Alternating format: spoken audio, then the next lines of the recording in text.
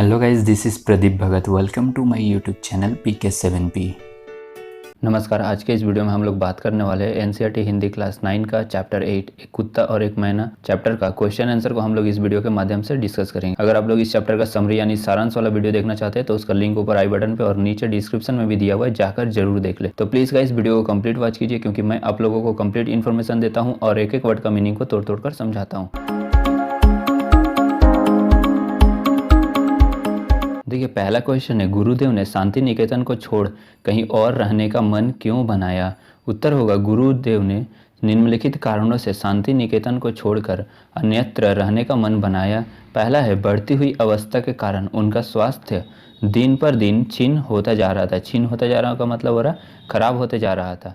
दूसरा है, शांति निकेतन में उसने मिलने वाले की लगातार भीड़ लगी रहती थी, यानी जो लोग उनसे मिलने के लिए आते थे बहुत ही भीड़ लगे रहते थे, बहुत ही ज़्यादा मात्रा में लोग आने लगे थे उनसे मिलने के लिए, जिससे उन्हें एकांत और आराम करने का अवसर नहीं मिल पाता था। मानसिक शांति और स्वास्थ्य में सुधार के लिए वे 3 तल्ले वाले श्री निकेतन में रहने लगे। नेक्स्ट क्वेश्चन है, मूक प्राणी भी मनुष्य से कम संवेदनशील नहीं होते। पाठ के आधार पर स्पष्ट कीजिए। उत्तर होगा, मूक प्राणी भी कम संवेदनशील नहीं होते हैं, उन्हें भी स्नेह की अनुभूति होती है। पाठ में वर्णित कुत्ते के कुछ प्रसंगों से यह बात स्पष्ट हो जाती है। पहला है, गुरुदेव के स्पर्श को कुत्ता आंखें बंद करके अनुभव करता है, मानो उसके अतृप्त मन को उस स्पर्श से तृप्ति मिल गई हो। वह बिना किसी के बताए गुरुदेव के पास 2 मील दूर श्री निकेतन तक पहुंच गया था। दूसरा है, गुरुदेव की अंतिम यात्रा में अन्य लोगों की भांति कुत्ता भी शामिल हुआ था। वह उनके अस्थि कलश के पास देर तक उदास बैठा रहता था, मानो वह भी अन्य लोगों की तरह शोक प्रकट करता हो। और हाँ गाइस, आगे बढ़ने से पहले जरा इस वीडियो को लाइक कीजिए, चैनल को सब्सक्राइब कीजिए और नोटिफिकेशन बेल को ऑन कर लीजिए, ताकि आगे आने वाली वीडियोस का भी लुत्फ उठाते रहें। नेक्स्ट क्वेश्चन है, गुरुदेव द्वारा मैना को लक्ष्य करके लिखी कविता के मर्म को लेखक कब समझ पाया।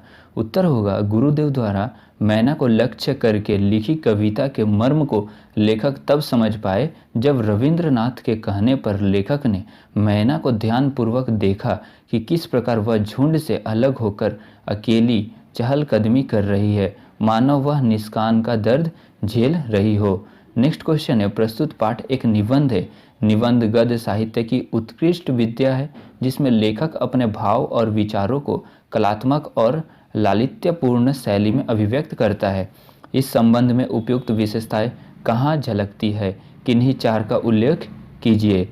उत्तर है, लेखक ने अपने भाव और विचारों को कलात्मक एवं लालित्यपूर्ण शैली में अभिव्यक्त किया है। इस विशेषता को निम्नलिखित स्थानों पर देखा जा सकता है। पहला है, आश्रम के अधिकांश लोग बाहर चले गए। एक दिन हमने सपरिवार उनके दर्शन की ठानी। दूसरा है, दर्शनार्थियों में कितने ही इतने प्रलब्ध थे, समय असमय, स्थान अस्थान, अवस्था अनवस्था की एक कदम परवाह नहीं करते और रोकते रहने पर भी आ ही जाते थे। ऐसे दर्शनार्थियों से गुरुदेव भीत भीत रहते थे। अस्तु मैं बाल बच्चों के एक दिन श्री निकेतन जा पहुंचा। उस समय लंगड़ी मैना फुदक रही थी। गुरुदेव ने कहा, देखते हो यह यूथ भ्रष्ट है, रोज फुदकती है। ठीक यही आकर मुझे इसकी चाल में एक करुणा भाव दिखाई देता है। पक्षियों की भाषा तो मैं नहीं जानता, पर मेरी निश्चित विश्वास है कि उनमें कुछ इस तरह की बातें हो जाया करती होगी। पत्नी, ये लोग यहाँ कैसे आए गए जी। पति, ओह बेचारे आ गए हैं तो रह जाने दो, क्या कर लेंगे। पत्नी, लेकिन फिर इनको इतना तो ख्याल होना चाहिए कि यह हमारा प्राइवेट घर है। पति, आदमी जो है इतनी अकल कहाँ। नंबर 5, प्रतिदिन प्रातःकाल यह भक्त कुत्ता स्तब्ध होकर आसन के पास तब तक बैठा रहता है जब तक अपने हाथों के स्पर्श से मैं इसका संग स्वीकार नहीं करता। इतनी सी स्वीकृति पाकर ही उसके अंग अंग में आनंद प्रवाह बह उठता है। नेक्स्ट क्वेश्चन है, आशय स्पष्ट कीजिए। इस प्रकार कवि की मर्मभेदी दृष्टि ने इस भाषाहीन प्राणी की करुणा दृष्टि के भीतर उस विशाल मानव सत्य को देखा जो मनुष्य के अंदर भी नहीं देख पाता। उत्तर है, आशय, कवि कहते हैं कि गुरुदेव के स्पर्श को कुत्ता आंखें बंद करके अनुभव करता है, तब ऐसा लगता है मानो उसके अमृत अतृप्त मन को उस स्पर्श से तृप्ति मिल गई हो। आज मनुष्य पहले की अपेक्षा अधिक आत्म केंद्रित हो गया है। आज मनुष्य के भाव को समझ नहीं पाता है। ऐसे में कवि ने एक मूक पशु की भावनाओं को अनुभव कर लिया, अर्थात पशु भी निस्वार्थ प्रेम का भाव समझता है। नेक्स्ट क्वेश्चन है, पशु पक्षियों से प्रेम इस पाठ की मूल संवेदना है। अपने अनुभव के आधार ऐसे किसी प्रसंग से जुड़ी रोचक घटना को कलात्मक शैली में लिखिए। उत्तर होगा, एक गांव में एक किसान रहता था। उसके पास 2 बैल थे। वह अपने बैलों से बच्चों की तरह स्नेह करता था। वह उन्हें अपनी आंखों से दूर नहीं करना चाहता था। उन्हें खाना खिलाकर ही खुद खाता था। एक बार एक बैल बीमार हो गया। उसने खाना पीना छोड़ दिया। इस वजह से किसान ने भी खाना पीना छोड़ दिया। किसान का प्यार देखकर बैल की आंखों से आंसू बहने लगे। इससे पता चलता है कि किसान अपने पशुओं से मानवीय व्यवहार करता है। किसान पशुओं से घर के सदस्यों की भांति प्रेम करता है और पशु ऐसे स्वामी के लिए जी जान देने को तैयार रहते हैं। नेक्स्ट क्वेश्चन है, गुरुदेव जरा मुस्कुरा दिए। जब मैं यह कविता पढ़ता हूँ, ऊपर दिए गए वाक्यों में एक वाक्य में अकर्मक क्रिया है और दूसरे में सकर्मक। इस पाठ को ध्यान से पढ़कर सकर्मक और अकर्मक क्रिया वाले 4-4 वाक्य छाटिए। अब देखिए, ये अकर्मक क्रिया क्या होता है और सकर्मक क्रिया क्या था। जब आप लोगों को यही नहीं पता होगा तो कैसे समझ में आएगा कौन सा अकर्मक क्रिया है और कौन सा सकर्मक क्रिया है। क्रिया का करना या होना का बोध होता है, उसे हम लोग सकर्मक क्रिया कहते हैं। जैसे राम मैदान में खेल रहा है, तो इसका अगर हम लोग क्वेश्चन बनाएंगे तो क्या बन जाएगा, बोलिए।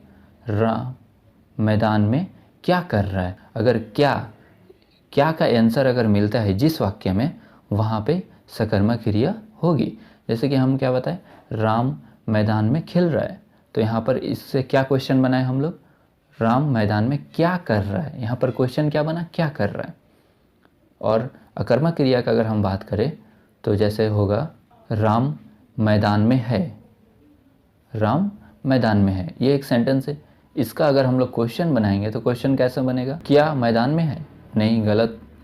यहाँ पर क्या नहीं होगा, कौन मैदान में है। तो यहाँ पर कौन का आंसर मिल रहा है। तो जहाँ पर जो क्वेश्चन बन रहा है वहाँ पर क्या नहीं होगा, क्या का आंसर नहीं मिल रहा है, तो वहाँ पर अकर्मक क्रिया होता। अब देखिए, एग्जाम्पल से आप लोगों को अच्छे से समझ में आएगा। देखिए, पाठ से सकर्मक और अकर्मक क्रिया वाले 4-4 वाक्य लिखे। सकर्मक क्रिया वाले वाक्य, ये सकर्मक क्रिया वाले वाक्य, यानी इसमें क्रिया हो रहा है और यहाँ पर क्या का आंसर भी आप लोगों को मिलेगा, मैं बताऊंगा। बच्चों से जरा छेड़खानी की, कुशल क्षेम पूछे। इसका हम लोग क्वेश्चन कैसे बनाएंगे, बोलिए। बच्चों से जरा क्या की, कुशल क्षेम पूछे। दूसरा होगा, हम लोग उस कुत्ते के आनंद को देखने लगे। हम लोग उस कुत्ते के क्या देखने लगे, आनंद को। नेक्स्ट है, इतनी ही स्वीकृति पाकर ही उसके अंग अंग में आनंद का प्रभाव बह उठता। क्या बह उठता, आनंद का प्रभाव। नेक्स्ट है, गुरुदेव ने इस भाव की एक कविता लिखी थी। गुरुदेव ने इस भाव की क्या लिखी थी, कविता। अब देखिए, अकर्मक वाले शब्द, अकर्मक वाले शब्द में देखिए, पहला है, हम लोगों को देखकर मुस्कुराए। हम लोगों को देखकर मुस्कुराए। अब यहाँ पे क्या क्वेश्चन बनेगा, कौन लोगों को देखकर मुस्कुराए, हम। नेक्स्ट है, दूसरी बार मैं सवेरे गुरुदेव के पास उपस्थित था। दूसरी बार यानी कौन। नेक्स्ट है, ऐसे दर्शनार्थियों से गुरुदेव कुछ भीत रहते थे, यानी भयभीत रहते थे। नेक्स्ट है, उस समय एक लंगड़ी मैना फुदक रही थी। उस क्वेश्चन क्या बनेगा, उस समय कौन फुदक रही थी, लंगड़ी मैना। यहाँ पे कौन का आंसर है, लेकिन क्या का आंसर नहीं मिल रहा, तो इसलिए यह अकर्मक क्रिया होगी। नेक्स्ट है, निम्नलिखित वाक्यों में कर्म के आधार पर क्रिया भेद बताइए। यानी वाक्य और कर्म के आधार पर उसका भेद को बताना है कि कौन सी क्रिया है। जैसे मीना कहानी सुनाती है, ये कौन सा क्रिया है, सकर्मक है या अकर्मक, सकर्मक है। मीना क्या सुनाती है, कहानी सुनाती है। अभिनव सो रहा है, अकर्मक क्रिया है, क्योंकि यहाँ पे जो क्वेश्चन बन रहा है, क्या बन रहा है, कौन सो रहा है, अभिनव सो रहा है। गाय घास खाती है, गाय क्या खाती है, घास खाती है, सकर्मक क्रिया है। मोहन ने भाई को गेंद दी, मोहन ने भाई को क्या दी, गेंद दी, तो यहाँ पर सकर्मक क्रिया है। लड़कियाँ रोने लगी, कौन रोने लगी, लड़कियाँ, यहाँ पर अकर्मक क्रिया है। नेक्स्ट क्वेश्चन है, नीचे पाठ में से शब्द युग्मों के कुछ उदाहरण दिए गए हैं, जैसे समय, असमय, अवस्था, अनवस्था। इन शब्दों में अ उपसर्ग लगाकर नया शब्द बनाया गया है। पाठ में से कुछ शब्द चुनिए और उसमें अ एवं अन उपसर्ग लगाकर नए शब्द बनाइए। उत्तर होगा अ उपसर्ग लगाने से बने शब्द, जैसे चल अचल, कारण अकारण, प्रचलित अप्रचलित, विश्वास अविश्वास, शांत अशांत, भाव अभाव, नियमित अनियमित, मूल्य अमूल्य। अब देखिए अन उपसर्ग लगाने से जो शब्द बने, जैसे उपयोग अनुपयोग, उद्देश्य अनुद्देश्य, उपस्थित अनुपस्थित, व्यवस्था अनवस्था। अगर आप लोग इस चैप्टर का समरी यानी सारांश वाला वीडियो देखना चाहते हैं तो उसका लिंक नीचे डिस्क्रिप्शन में दिया हुआ है। अगर आप लोग क्लास 9 का सभी चैप्टर्स का वीडियो लाइन वाइज देखना चाहते हैं तो उसका भी लिंक नीचे डिस्क्रिप्शन में दिया हुआ है, जाकर जरूर देख लें। आई होप गाइस आप लोगों को यह वीडियो हेल्पफुल लगी। फिर भी आपको कोई डाउट्स है तो आप हमें फेसबुक, इंस्टाग्राम या ट्विटर पे फॉलो करके आप हमारे साथ जुड़ सकते हैं। मैं प्रदीप भगत मिलता हूँ आपसे एक नए वीडियो में एक नए टॉपिक के साथ। तब तक के लिए बाय बाय, टेक केयर, जय हिंद, वंदे मातरम।